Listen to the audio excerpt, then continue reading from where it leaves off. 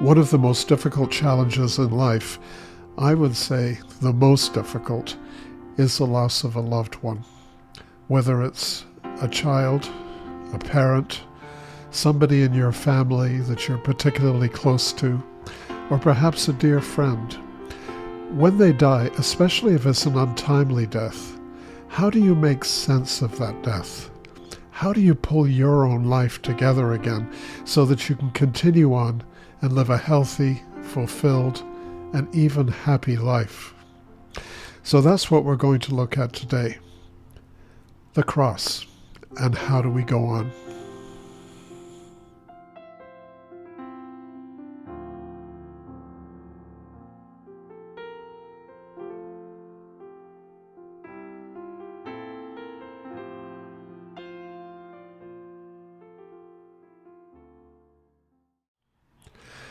As I was thinking about this theme of how we go on after the loss of a loved one, I immediately thought of John chapter 19, verses 25 to 27. Here we have a description of the crucifixion of Jesus, according to John. And we're told who was at the cross, who was there to witness it. The thing to remember, though, as we look at this passage, is that it's not written like a novel or a short story. A novel or a short story, the writer gives you all kinds of information. They tell you not only who the character is, but they'll tell you what they look like, the expressions on their face, their body language. They'll give you some background information as to how they got to be in that place and how they're feeling. And they take you inside of their mental processes so that you can get a sense of what's going through their mind as they're having this experience. Well, John doesn't do that. Neither does Matthew, Mark, or Luke, because they're not fiction writers. They're writers of Gospels. And a Gospel is an evangelistic tract. It's meant to give you basic information, stories about the life, the ministry, the death and resurrection of Jesus, and a challenge to follow Jesus as did his original disciples. So you're just given a schematic outline of the events that occurred. Let me read it to you now. Meanwhile, standing near the cross of Jesus were his mother and his mother's sister, Mary, the wife of Clopas, and Mary Magdalene. When Jesus saw his mother and the disciple whom he loved standing beside her, he said to his mother, "Woman, here is your son." And then he said to the disciple, "Here is your mother." And from that hour, the disciple took her into his own home. There it is. That's all we're told about the experience of Jesus' closest family and friends at the cross. I think it's important to notice that a lot of people were not there. Jesus had 12 disciples, 11 after Judas betrayed him.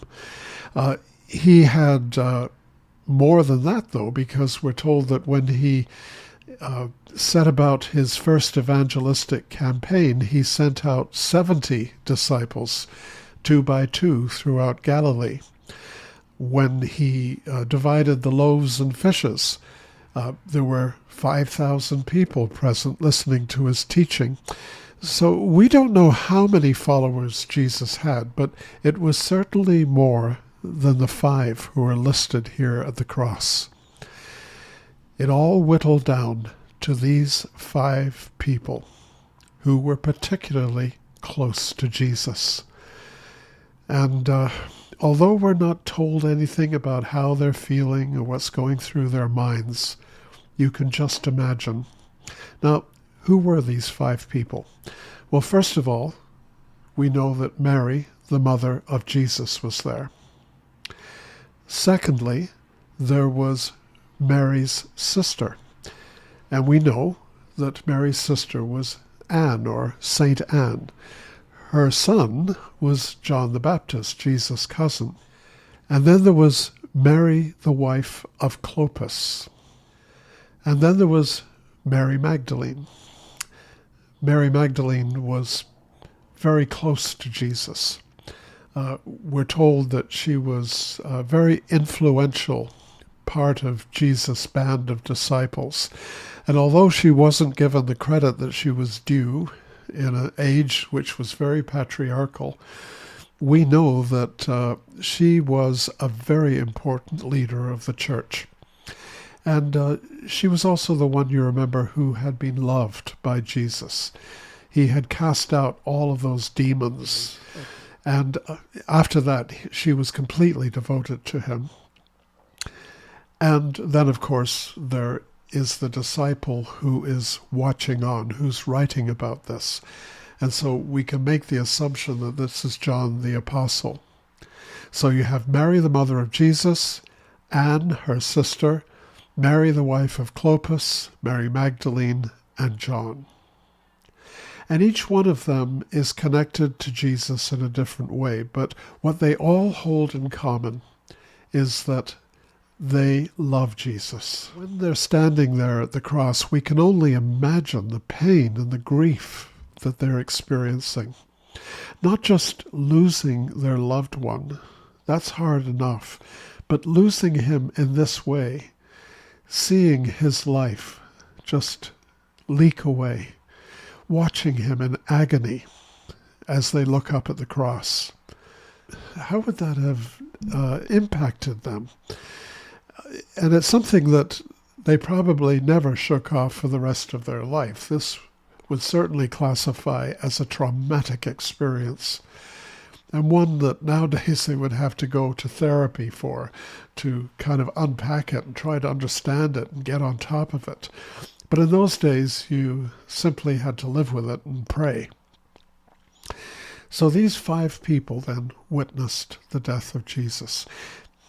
And you can see why I was drawn to this, because if you have known grief, if you've lost a loved one, then you know that this is something that really hits you hard. Sometimes we don't even know how we feel at the beginning.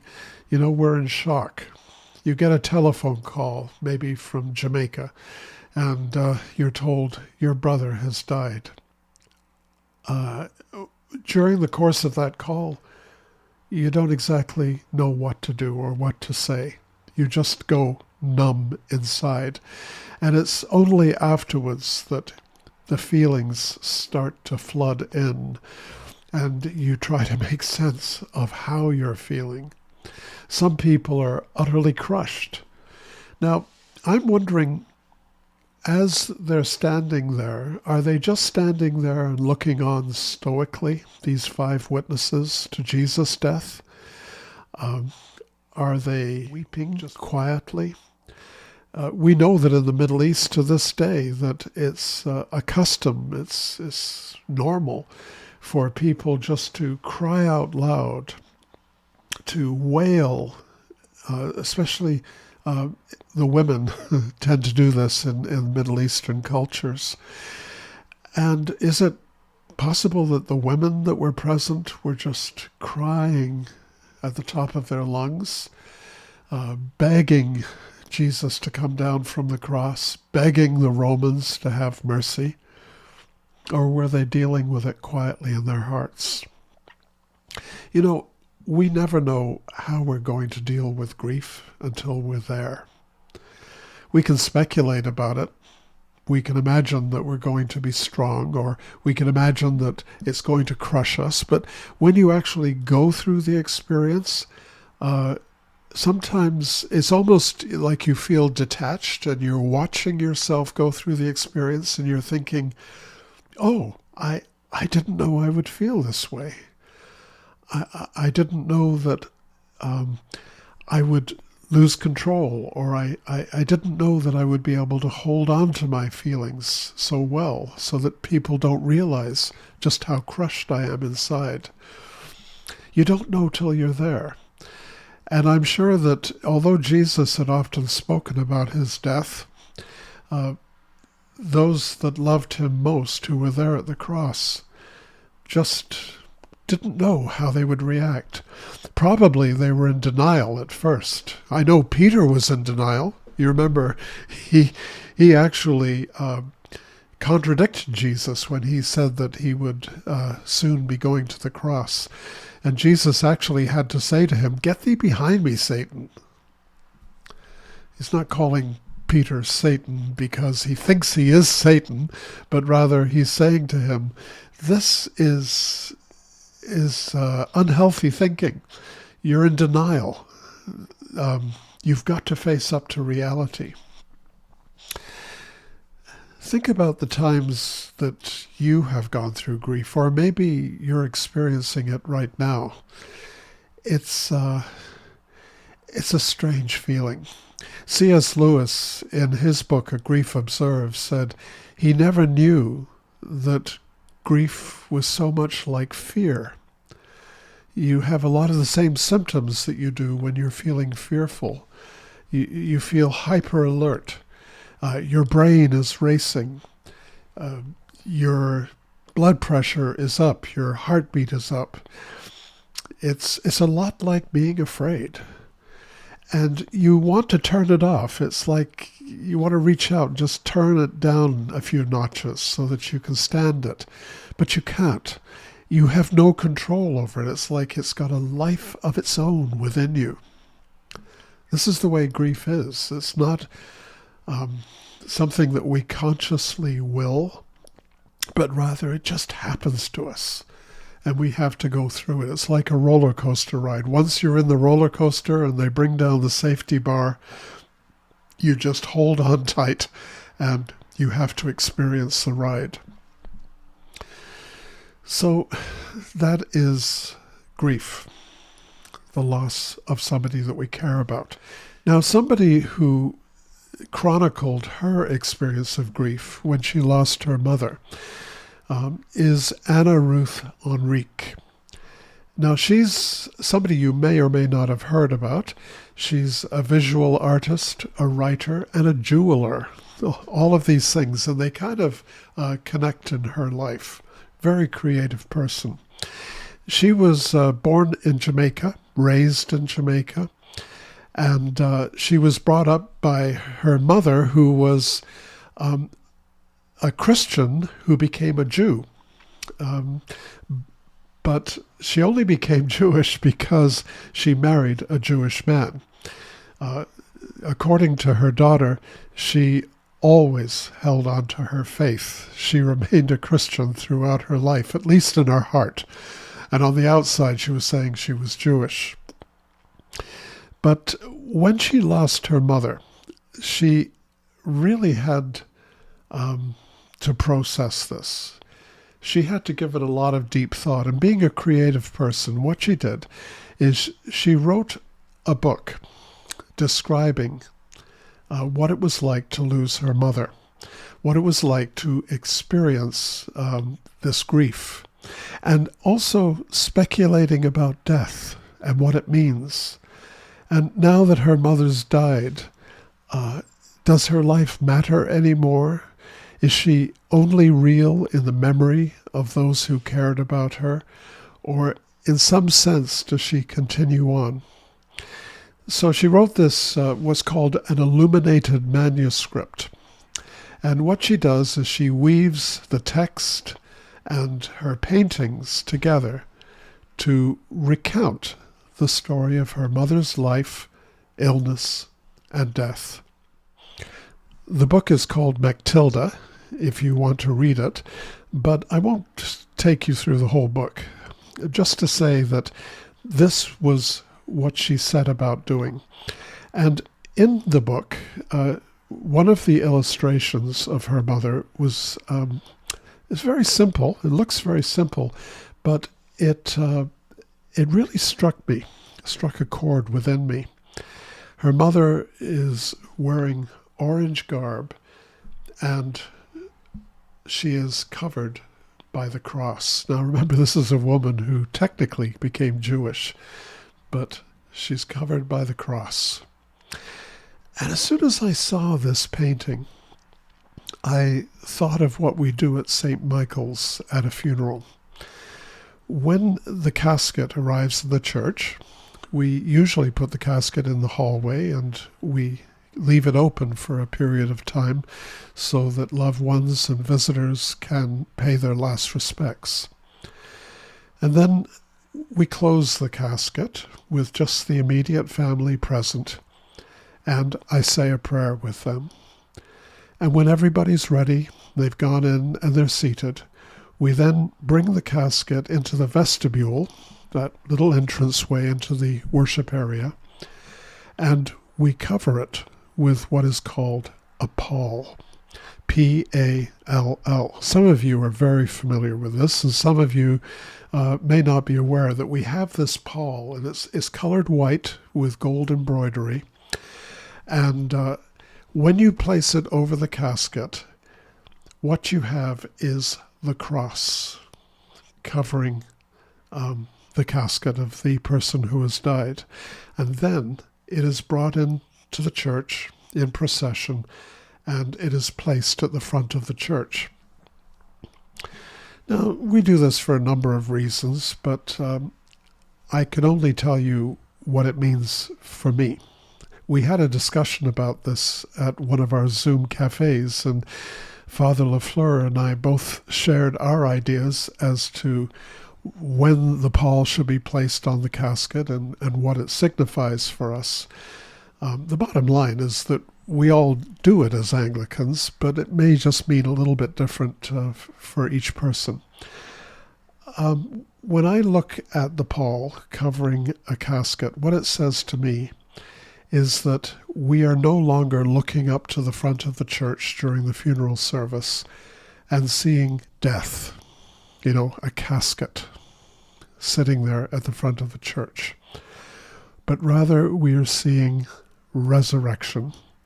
We are seeing the new life of Christ that he wants to impart to us, covering the death of this person that we have come to remember in the funeral service. I think this is terribly important. I know that many other Christian denominations don't do this. Some of them will even open the casket, leave it open during the service. I would personally have difficulty with that if I was a family member, because it would be forever imprinted on my mind whenever I enter the church in the future. I would simply see this casket open and this loved one lying there dead. By placing the pall over the casket, we're creating a different memory. We're impressing upon everybody who's present that we are here to celebrate the life of the person who has died and to look with hope to the resurrection, to eternal life. The pall is making a very eloquent statement. It's saying we want the last word to be life and victory over death. St. Paul in 1 Corinthians chapter 15 says this: "Where, O death, is your victory? Where, O death, is your sting?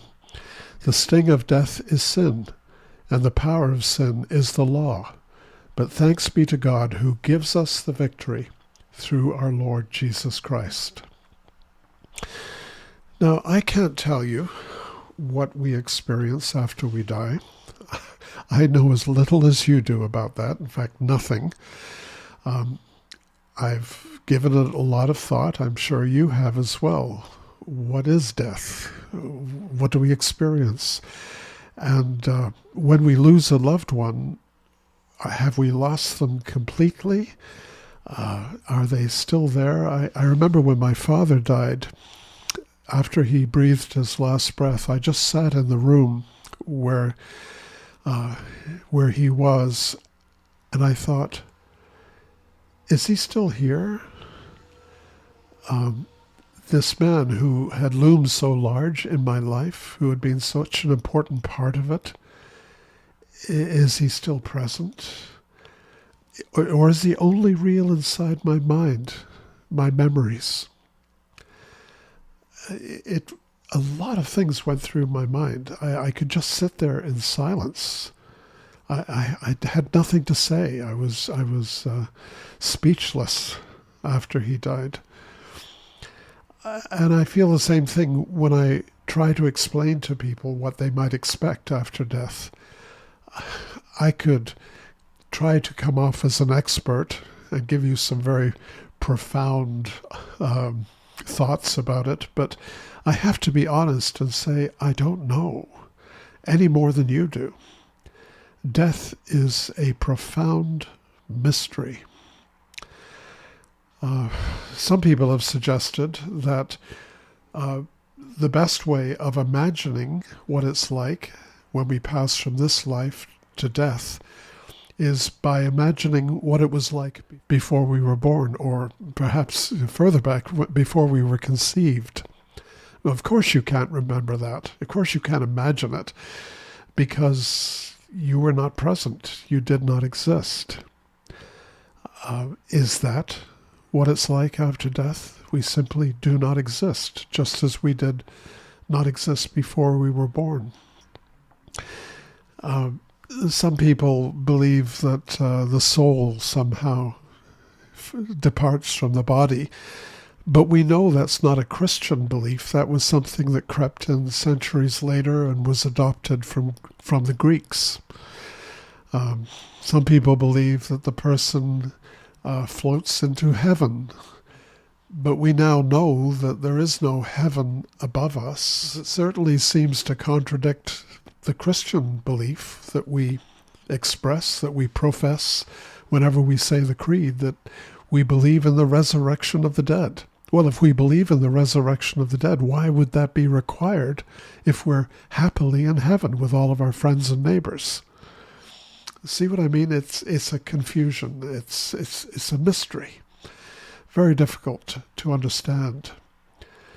But what speaks to me most eloquently, what gives me comfort, is expressed in that image of seeing the casket draped in white with the cross emblazoned across it. I know that this person who has died is with Jesus. That whatever comes afterwards, however we're to describe it, or maybe it's indescribable, that we can say with certainty that he has gone ahead of us and prepared the way, just as he promised his disciples when he met with them in the upper room before he was crucified. That's very comforting to me. I find that when I am going through grief myself, that it doesn't comfort me to hear a lot of platitudes, like, don't worry, they're in a better place, or God had a purpose for taking them before their time. That doesn't help. I just want to focus on Jesus. And as I focus upon Jesus on the cross, what that communicates to me is he understands fully. He experienced death. Whatever happens afterwards, whatever it's like to die, and whatever the afterlife is like, he has already gone through those experiences. And he has told me that he goes ahead to prepare a place for me. Now, these are metaphors. We don't know exactly how that unfolds in concrete reality, but we know enough.